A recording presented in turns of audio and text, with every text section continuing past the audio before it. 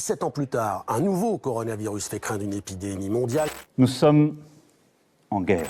Le virus circule en France à une vitesse que même les prévisions les plus pessimistes n'avaient pas anticipée. Dès demain, midi, et pour 15 jours au moins, nos déplacements seront très fortement réduits. La fermeture, à compter de ce soir minuit, de tous les lieux recevant du public non indispensables à la vie du pays. Les musées, les cinémas, les théâtres, les salles de spectacle, les équipements sportifs ou de loisirs ne connaîtront dans les semaines qui viennent aucun assouplissement.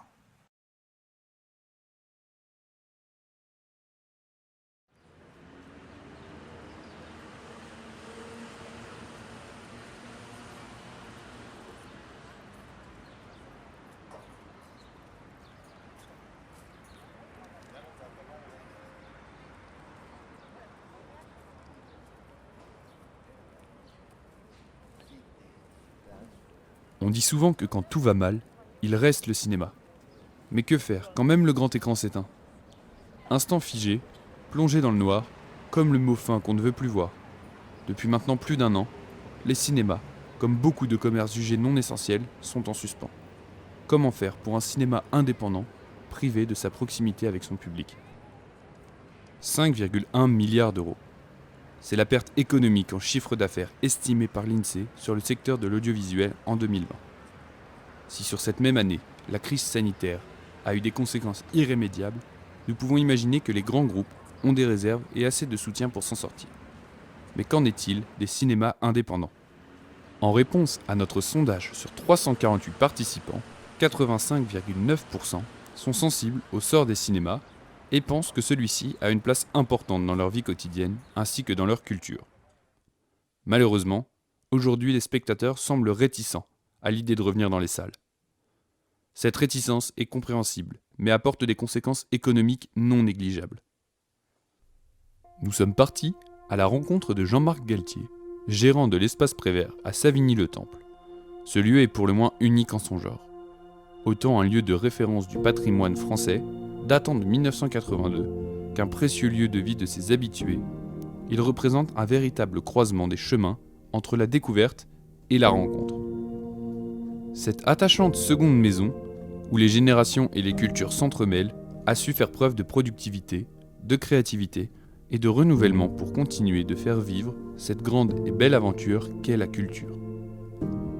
Monsieur Galtier, directeur artistique et général depuis novembre 2011, a accepté de nous faire part de son expérience en tant qu'exploitant d'un cinéma classé art et essai. Diriger un lieu ou animer un lieu, ça veut dire quoi en fait? Ça veut dire pouvoir être en capacité de répondre aussi aux questionnements de la société à des moments donnés. Et c'est pour ça que là, dans cette période de crise sanitaire où finalement on n'est pas en contact avec le public, on ne peut pas être amené à leur faire des propositions, de débats, d'échanges autour des problématiques de notre société, eh bien c'est particulièrement frustrant, quoi. Je pense qu'effectivement, ça me semble en tout cas essentiel. Je croise plein de gens qui sont des habitués et qui me disent mais c'est terrible, pour nous ça nous manque énormément. Le cinéma, c'est évidemment du son, de l'image, mais c'est aussi des conditions de visionnage. Et maintenant, beaucoup de gens sont chez eux, évidemment. Chez soi, on peut être dérangé par des tas de choses. Quand on est dans une salle de spectacle, on est là pleinement à 100%. Donc c'est tout ça qui nous manque dans cette période-là. Plus que des lieux de culture, les cinémas apparaissent comme des lieux de vie. Jean-Marc Galtier nous parle de cet aspect essentiel. C'est l'aspect convivial d'un lieu quand on fait tout pour qu'il le soit, justement.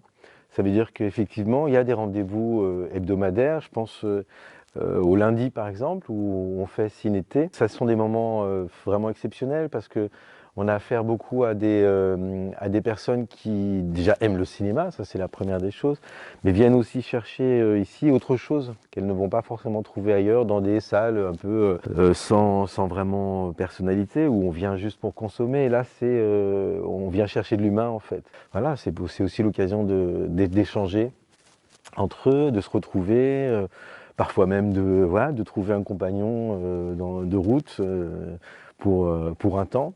Et c'est ça qui fait que les murs sont emplis d'âme et et de bons moments passés. Il y a des gens qui viennent ici depuis 30 ans, quoi. Dans une période sur laquelle il est difficile d'anticiper l'avenir, M. Galtier peut être confiant quant à ses habitués. Il y a des gens pour qui c'est un vrai besoin et c'est quelque chose qu'ils attendent. Donc je suis convaincu que dès on pourra réouvrir, quelles que soient les conditions, voilà, une grande partie du public sera là. Après, effectivement, il y a toute cette partie de gens qui se sont un peu éloignés. Et donc il va falloir pouvoir à nouveau intéresser, aller chercher d'autres publics, ça aussi c'est très important. On ne compte plus les cinémas indépendants de la capitale. Ils sont d'une importance cruciale pour la ville, pour la culture et pour la France, pays le plus cinéphile d'Europe.